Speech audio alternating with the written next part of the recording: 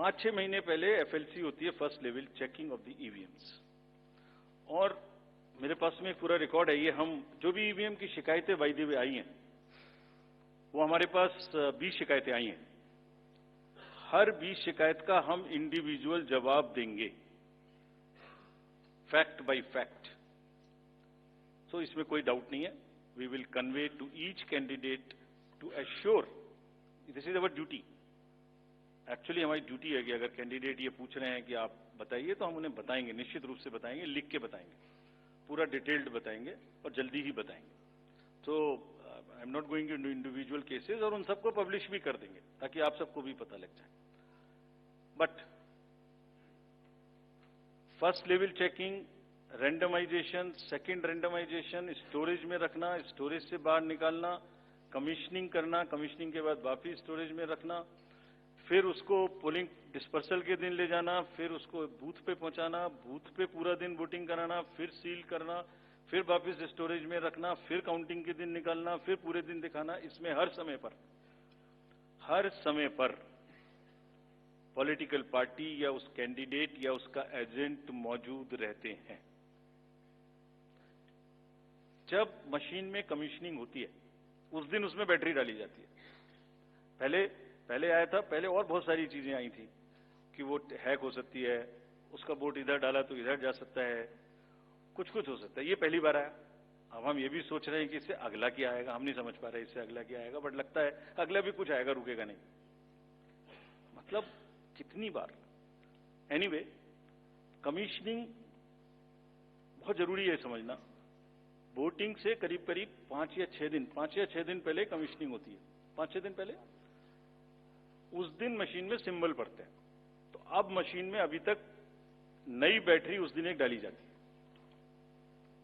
और सील करके उस बैटरी पे भी कैंडिडेट के एजेंट्स के दस्तखत होते हैं। छोड़िए, मशीन पे तो होंगे ही होंगे, हमें भी नहीं पता, हमने भी पता नहीं कब बनाया था ये नियम, हमारे काम आ रहा है अभी कि वो बैटरी पर भी एजेंट के दस्तखत हो। और अब कमीशनिंग के बाद, क्योंकि 5 ही दिन बचे हैं और इसमें सिंबल लोड हो चुके हैं, ये उनके सामने में स्ट्रांग रूम में जाएगी, डबल लॉक लगेगा, 3 लेयर की सिक्योरिटी रहेगी, 3 लेयर की, जिसमें CAPF भी शामिल होगी, मस्ट है। ऑब्जर्वर होंगे। उसके बाद जब वो पोलिंग के डिस्ट्रीब्यूशन के दिन निकलेंगी, उस दिन फिर यही प्रोसेस होगा।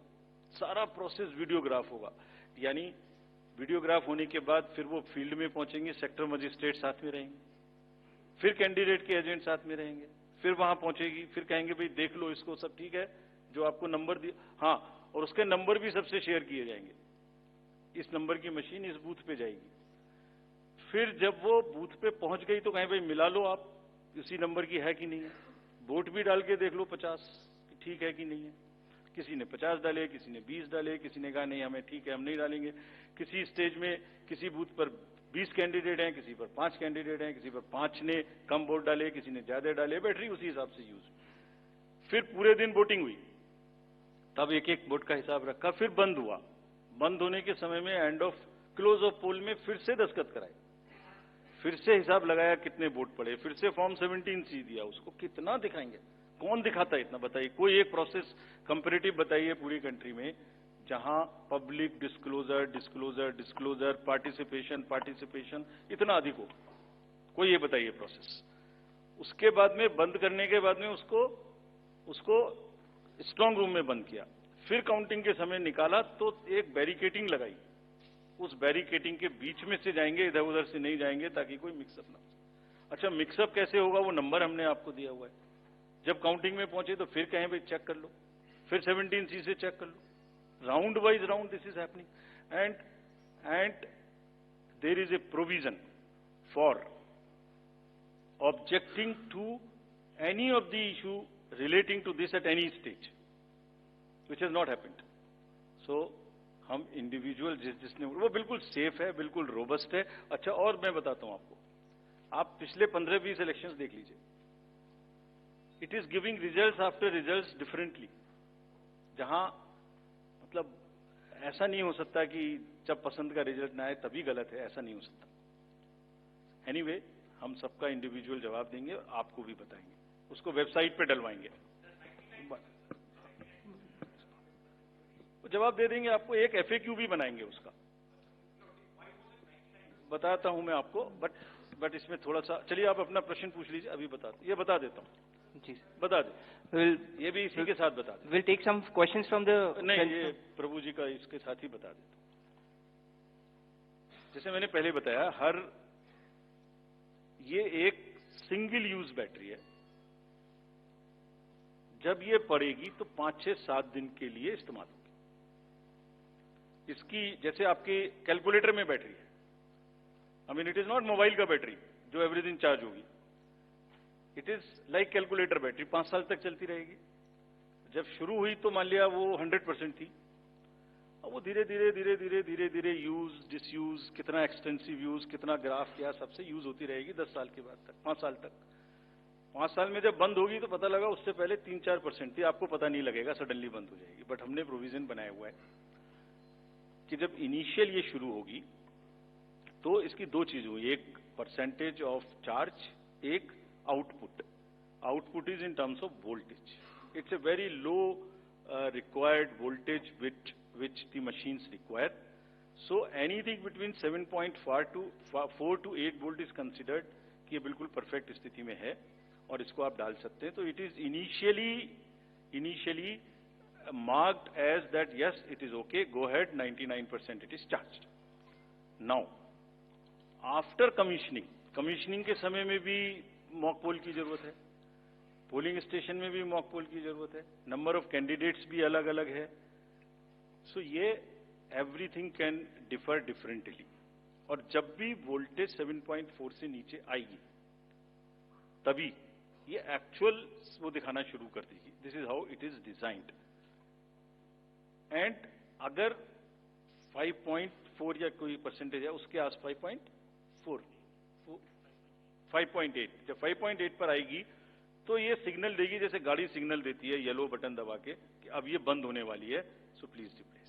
This is what it is. But for general, जिससे कि टेक्निकल लोग भी इसका एग्जामिन कर सकें, आप लोग भी जान सकें, हम इसका एक बिल्कुल डिटेल बना के, जितना मैंने बताया इससे भी ज्यादा विस्तार में, इसको FAQ में डालेंगे। और जो भी सदस्य गणों ने, जो कंटेस्टिंग कैंडिडेट्स ने हमसे पूछा है और जो पार्टीज ने हमसे पूछा है, उनका हम बहुत इज्जत के साथ, बहुत सम्मान के साथ पूरा जवाब देंगे। और जैसे जैसे आरओज अपना अपना जवाब दे देंगे, we have asked all ROs 20 कि आप सब डॉक्यूमेंट करिए, सब बताइए कि कब कमीशनिंग हुई, सब बताइए कौन कौन साथ में था, पूरा डिटेल विस्तार बनाइए, पूरी प्रोसेस एंड टू एंड। और बनाने के बाद माननीय कैंडिडेट को आप जवाब दीजिए। दिस इज योर ड्यूटी इन लोकतंत्र। अगर कोई पूछ रहा है तो आप जवाब दें, हम उसका जवाब देंगे। और जवाब देने के बाद कंपाइल करके हम आपको भी सबको बताएंगे, इसको बताएंगे। Thank you. We will take one question from sir, media friend from Maharashtra also with us, sir. Gentleman in the third row, please. A few more last round. नमस्कार सर, मेरा नाम प्रमोद जगताप है, मैं सकाल मीडिया ग्रुप के शाम अच्छा, एक चीज और बता दूं, एक चीज और इसमें मैं आपको बता दूं, एक हमारा C&B का भी प्रोसीजर है, जो माइक्रो कंट्रोलर और प्रोसेसर को हम चेक कर सकते हैं।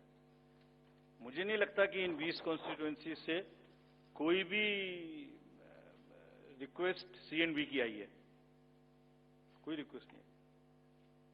सो anyway we will give specific replies upon this. Yes please. हाँ सर, मेरा नाम प्रमोद जगताप है, मैं सकाल मीडिया ग्रुप के शाम टीवी चैनल से हूँ। मेरा सवाल जो है वो सिंबल को लिखे। महाराष्ट्र में एनसीपी के 2 गुट होने के बाद तुतारी और ट्रम्पेट, तुतारी जो है शरद पवार की पार्टी को दे दिया, लेकिन लोकसभा चुनाव में ट्रम्पेट जो है वो भी सिंबल कोई इंडिपेंडेंट कैंडिडेट को दे दिया था।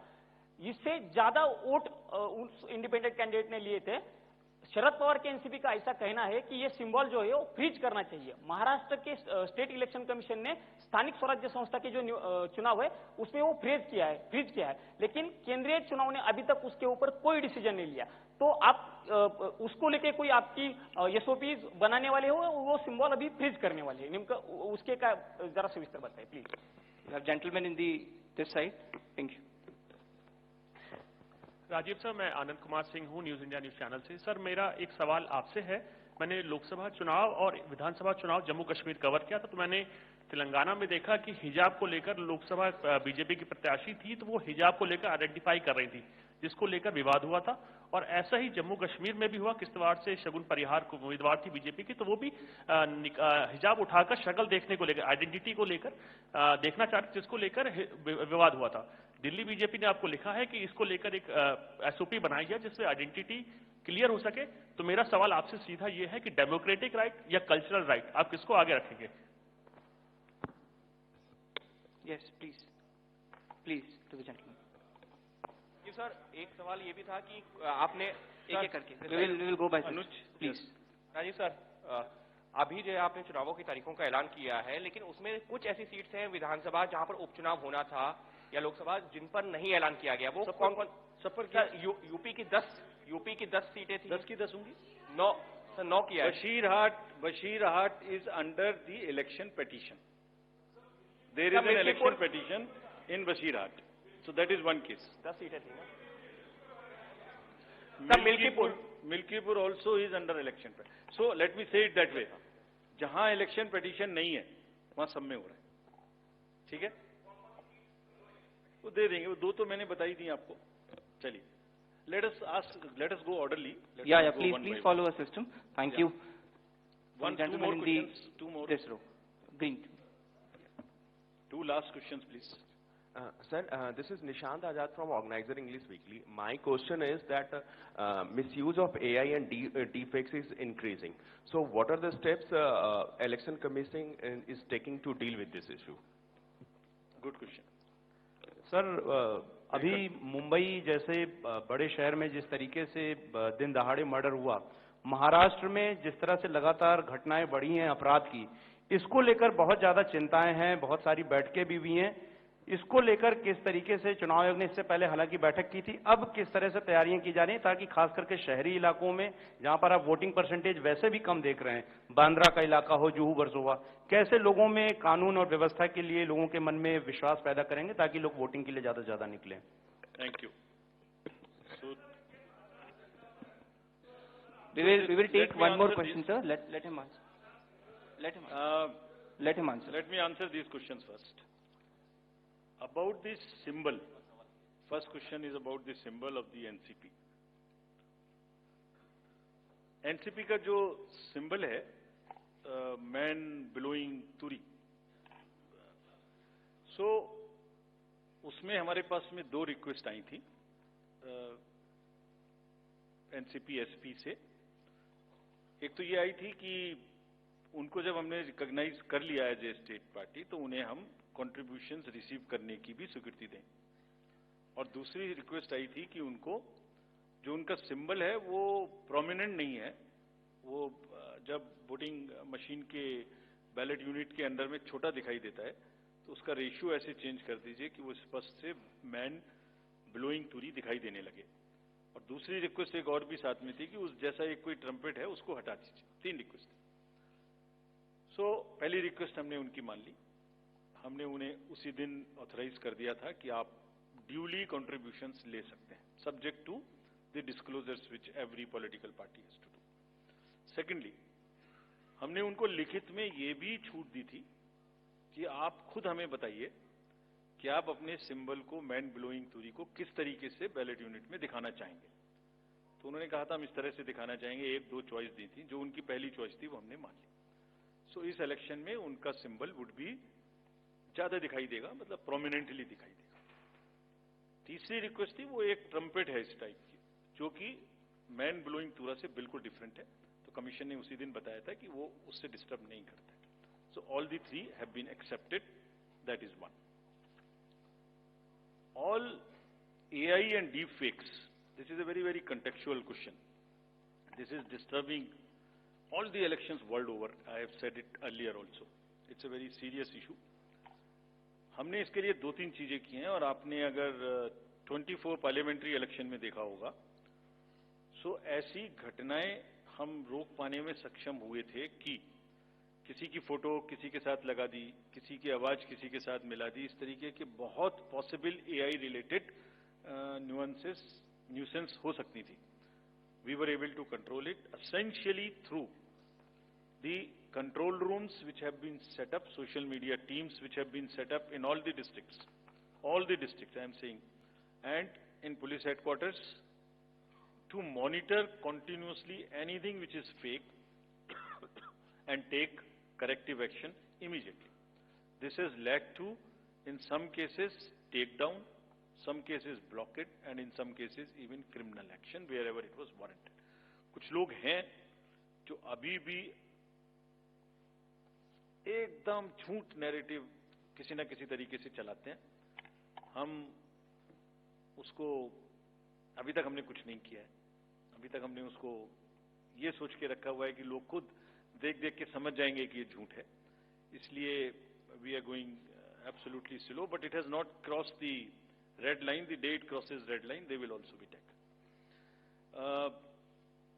Identity, democratic identification versus cultural identity. This has conduct of election rules. Section 35. Rule 35 specifically mentions about the identification of electors, and also 34 mentions about facilities for women electors. Exactly in दो provisions के तहत identification का कार्य जो कि rules में provided है उसी हिसाब से किया जाएगा, but with full regard and respect to the cultural aspects of the entire issue which are prevalent in many states, which are prevalent in Rajasthan, which are prevalent in many parts of the country. That will be according to the rule position and also the fullest possible respect to the cultural milieu of that particular area. Violence in elections. We, after the MCC declaration,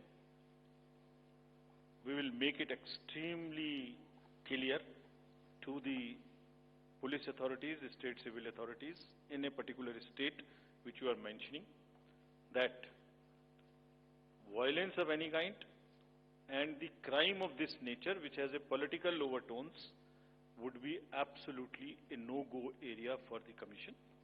ये उनको सख्त हिदायत, हम immediately ये पहले से ही सोच के बैठे हैं कि जैसे ही हम इलेक्शन, अभी तक हमारा रूल नहीं था, जैसे ही अब ये एमसीसी लागू है, we will have a very strict view on this and we will direct everyone that किसी भी तरीके की violence और किसी भी तरीके का crime, especially against any political person, should not happen, should not repeat, should not happen.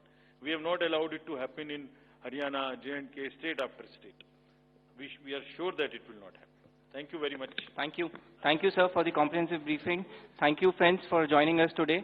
There's a high tea outside. Please join us.